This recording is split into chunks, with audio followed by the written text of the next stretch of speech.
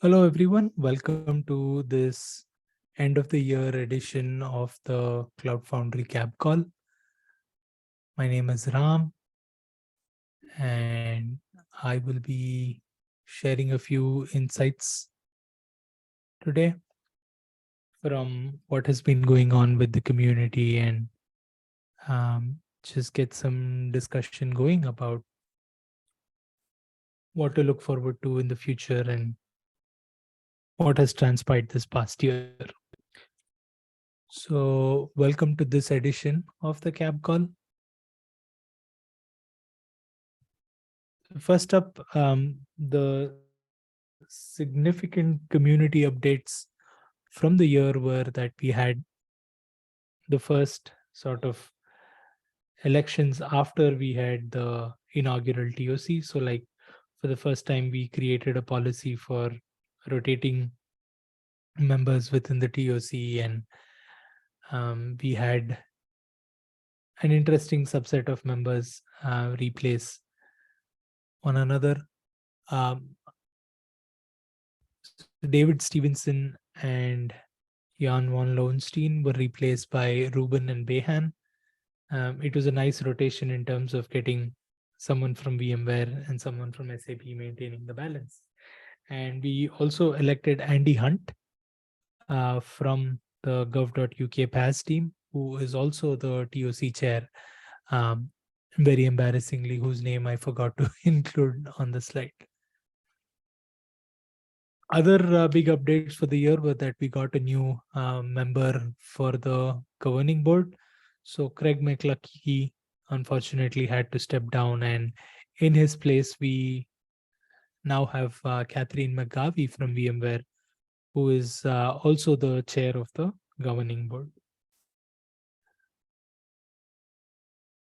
The big news for 2022, I guess, was the CF Day event that happened in Detroit. So a big thanks to our sponsors for the event, and also all of the folks who were able to attend in person after what feels like forever and make the event a success and participate in terms of submitting CFPs, helping us review them, doing the talks itself, and also for all of the lovely conversations around um, Cloud Foundry and all of the different topics. There was also an extended sort of 3-day booth at KubeCon in Detroit. A lot of folks from the community participated at the booth and uh, picked up some booth duty slots, and it was very helpful in terms of being able to staff it and make the booth a success. So a big thanks to the community for that too. In 2023, we do have plans for hosting some events, both in person as well as hybrid, if that's possible. We might not have a big event. Instead, we might break it down into a chunk of smaller events that we host in different places closer to where people live or what have you. There are some thoughts around continuing to sponsor KubeCon and having a booth and getting folks to interact with the community through the booth. But all of these plans are, up in the air, still under discussion, and at the moment we haven't finalized much. But there's a lot of momentum going into events for 2023. There's also a lot of interest, both from the foundation, the governing board, and some members of the community to continue this vein and keep up the momentum and meet more folks through the medium of events and see how best we can make use of that. So we're continuing to work on that. We'll have some updates soon for all of you. So definitely stay tuned. In terms of the technology itself, we've been making a lot of small strides in terms of where we're going with CF in general overall. But I think the big update and the big change in terms of the CF technology itself is with the Jammy Jellyfish work in particular, I think two areas impact the most with this change. So one is stem cells. So all of our stem cells are now updated to make use of Jammy.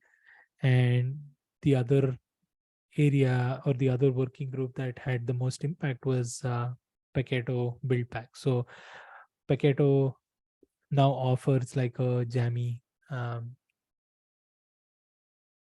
layer within when you containerize using Paketo. So definitely take advantage of that. If you have some feedback about whatever parts of this um, adopting Jammy Jellyfish, um, hit us up on GitHub, or you're more than welcome to watch them on Slack or whatever feels most convenient. I'm then going to now share a few insights. These are borrowed from the LFX Insights dashboard that's available. And this is pertaining to the Cloud Foundry project itself. So this insight is about new contributors. Um, it's definitely nice to note that um, the number is trending upwards in terms of um, just the past year. The trend among new contributors has been on the up, so which is great to know. um that being said, I think just in terms of sheer numbers, we've not grown as much relative to past years. So that's definitely something that I think we could do better in the coming year. So um, I guess again, key to that is more events. Key to that is more enablement for the community itself, and better education among folks about what the project is, how you can contribute, so on and so forth. I think this chart is about contributor strength, which is kind of been quite steady compared to the past year. And then this is an insight um, that shows some general trends and summarizes some of the things about um, who have been contributing and who have not. So a lot of cleanup obviously is necessary.